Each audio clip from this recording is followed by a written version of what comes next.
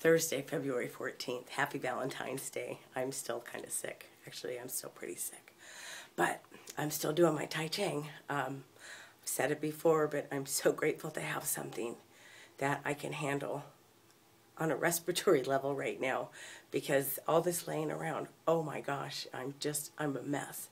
I actually had to cancel my massage this afternoon because I had a headache so bad all day.